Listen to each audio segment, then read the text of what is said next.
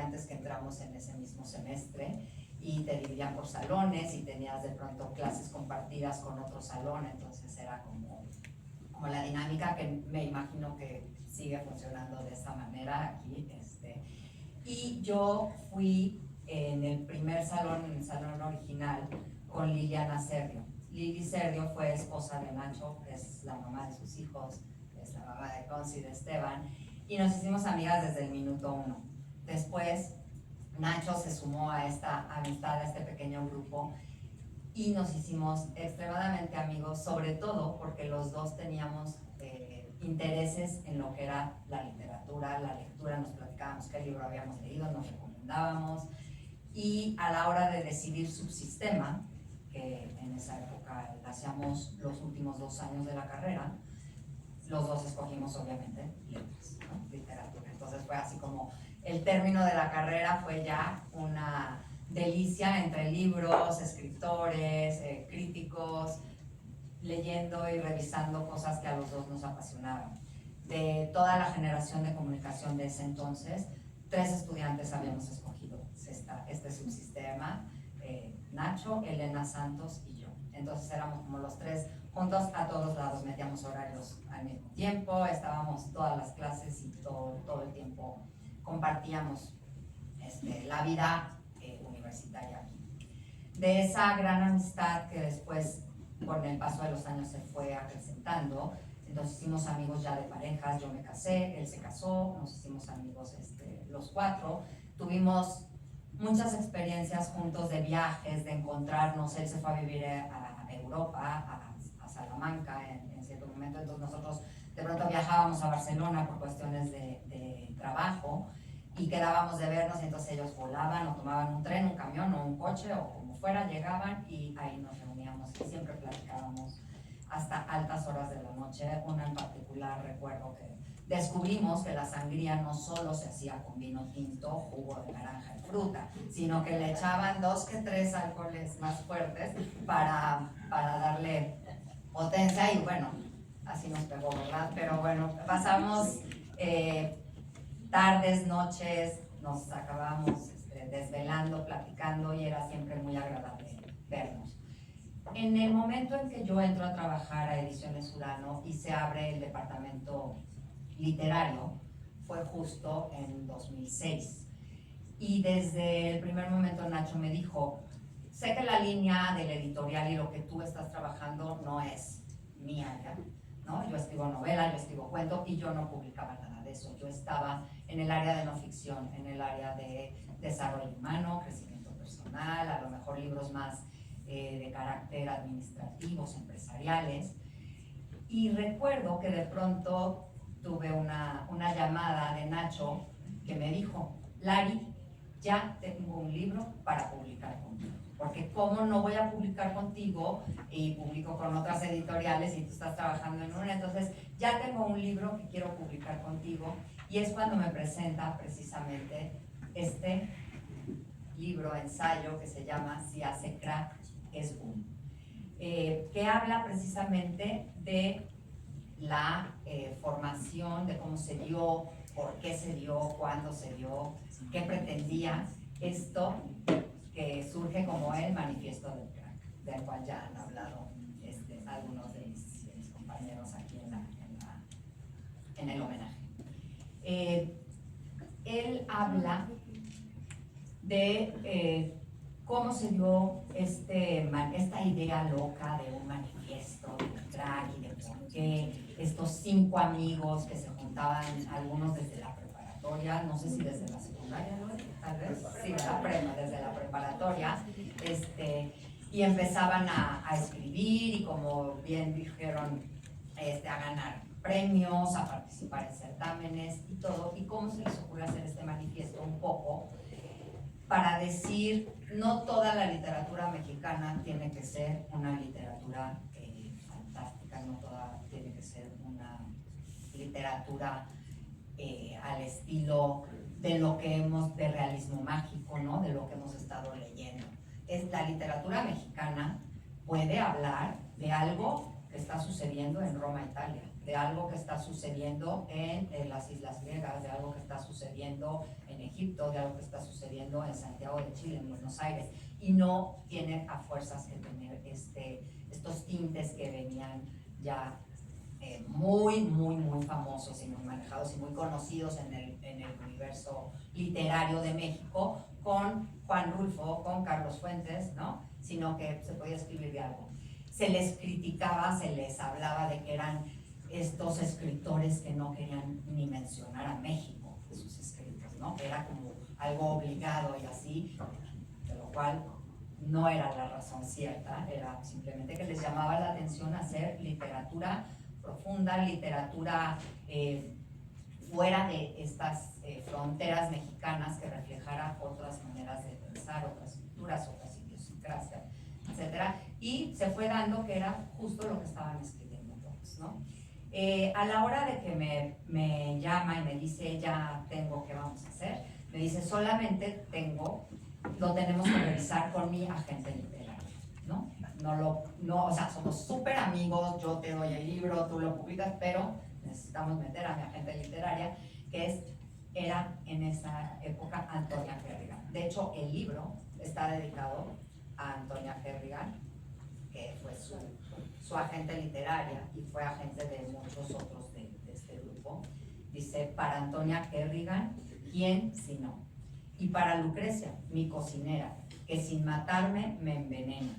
Yo recuerdo en esa época que le decía, Lucrecia, ¿quién es Lucrecia? ¿Cómo? Y era algo que ya se ha hablado aquí, ¿no? Era parte de este humor, de este como sarcasmo divertido de Nacho, que lo llevaba a tope, lo llevaba hasta en una dedicatoria de un libro, ¿no? O sea, Lucrecia, no lo sé.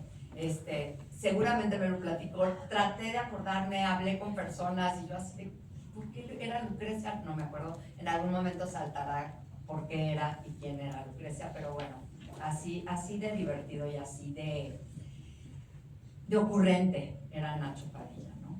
Entonces comenzamos con el trabajo de la revisión de los temas que quería meter en este libro y lo dividió en 4 partes. Me dijo, mira, hay muchos escritos ya publicados en diferentes revistas sobre lo que es el crack, que pueden explicar y dar como una perspectiva muy vasta y muy acertada de lo que se ha dicho, de lo que hemos nosotros contestado, de lo que, incluso lo que él había escrito sobre el crack. Entonces, la primera parte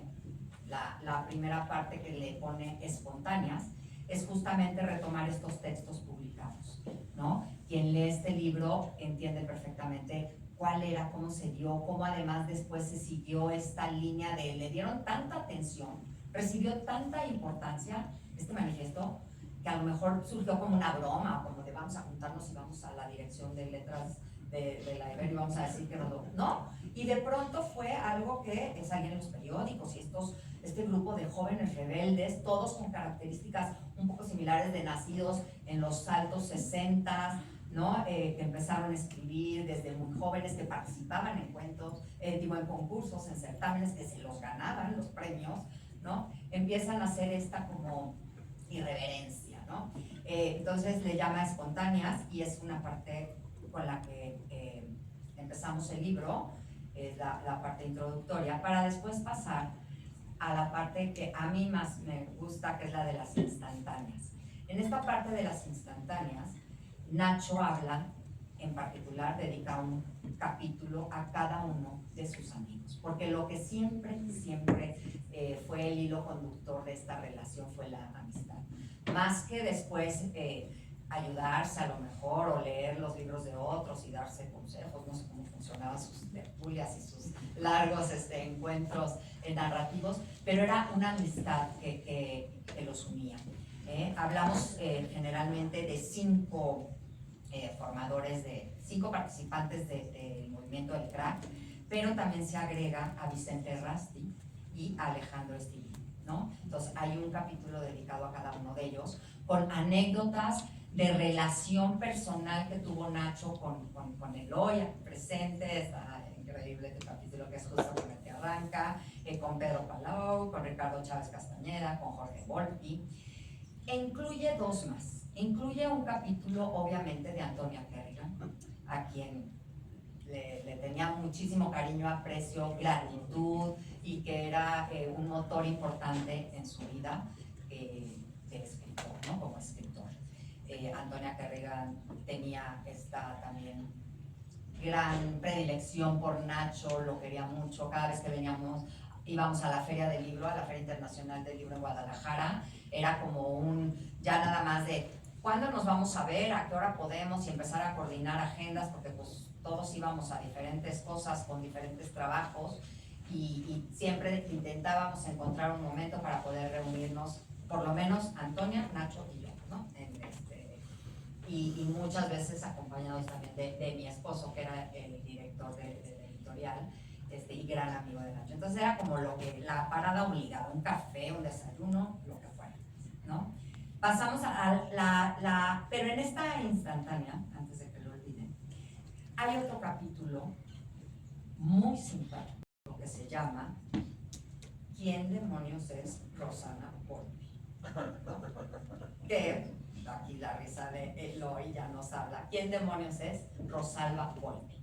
Rosalba Volpi, al final uno no sabe, y que se quede así, si era inventada, si no, si fue la novia de alguno de ellos, era la hermana mayor de Jorge, pero hay muchas anécdotas que están hilvanadas a raíz de este personaje, que como digo, no deja claro o si es ficticio, si es no, pero es estas grandes ocurrencias que tenía Nacho y que ya se ha hablado aquí, ¿no? Que él podía de pronto, como tú dices, empezar una conversación real sobre un tema y de pronto decir, pero es que cuando las hadas llegaron y me despertaron y me empezaron a picotear el coco y entonces yo tenía aquí una serie de ronchi y tú dices, Nacho, seguramente sí, o sea, no, ¿verdad? Entonces, aquí termina con este capítulo y terminan la tercera parte de estas instantáneas. Y la última parte, las simultáneas, es una entrevista, una conversación con Rubén Gal, que le hace precisamente sobre el tema del crack y también sobre el lanzamiento de una de sus más recientes novelas en ese momento. Y es una entrevista, conversaciones con Rubén Gallo, que habla de precisamente otro de los cuentos que ya se trató aquí, que es Las Antípodas y el Siglo.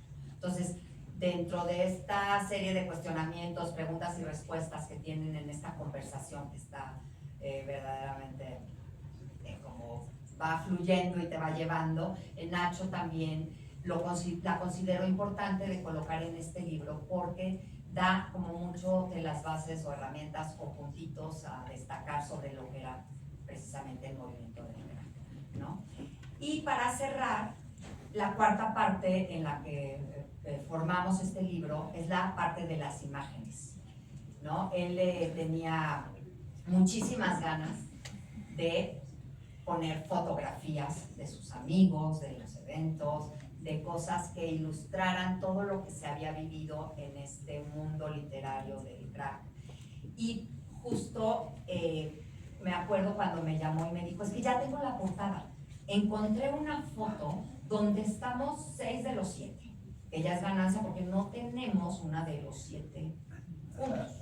Y en esa época no existía el Photoshop y cosas tan maravillosas ahora de la inteligencia artificial que aquí lo hubieran podido poner en medio de Jorge Volpi, de Eloy, haberle hecho un hueco que no se notara y así, y meterlo. Pero bueno, entonces encontró esta fotografía que fue algo que le dio una gran emoción y alegría porque podía usarla, tenía los permisos, tenía los derechos, tenía todo para hacerla y fue la que se usó de portada.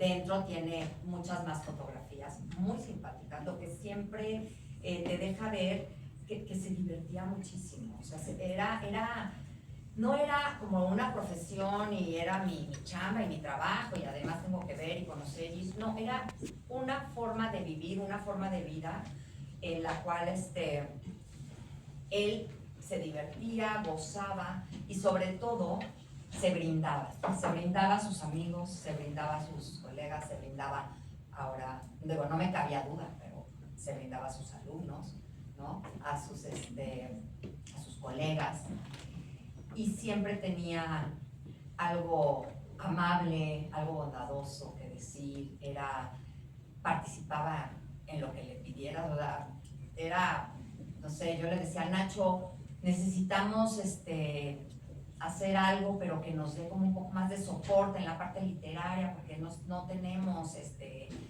algo que nos ancle a este mundo, y entonces era de yo te ayudo y vamos a hacer esto. Con Iván Mosso se les ocurrió a Nacho a Iván Mosso se le ocurrió la idea de hacer un certamen de cuentos en la editorial, en Ediciones Urano en aquel momento, que se tituló Tinta y Whisky, donde el requisito era que en el cuento tenías que hablar de un whisky que era el patrocinador, era todo una cosa, ¿no? Era Whisky Doers, si no me equivoco, y era el patrocinador del evento que iba a dar premio en monetario, entonces pues, estaba muy atractivo para jóvenes escritores, y Nacho dijo, va, yo te ayudo a coordinarlo y cómo lo hacemos, y bueno, ahí estaba, y hasta Guadalajara se fue a hacer la presentación, a dar a los ganadores, y todo era muy amable, a todo te decía, yo no sé si no sabía decir que no, o a todo te decía que sí, pero él disfrutaba y lo hacía de mil amores, y además lo hacía mientras estaba haciendo 108 cosas más, porque estaba, pero que sí dando clases, pero escribiendo un libro, revisando, ayudando. Entonces, pero Nacho era un hombre que se entregaba al 100, no se entregaba a parcialidades, no hacía las cosas a medias, nunca, y es con algo que yo me quedo muy agradecida, muy feliz. Incluso cuando yo escribí un cuento y lo presenté, el primero que le hablé fue, Nacho, ¿me acompañas en la presentación de mi cuento? Claro que sí, y ya estuvimos ahí en Librería Porroa de Chapultepec presentando mi cuento, acompañada de mi gran amigo Nacho Padilla, a quien verdaderamente extraño, con quien fue un deleite y un gusto y un placer trabajar con él. Muchas gracias.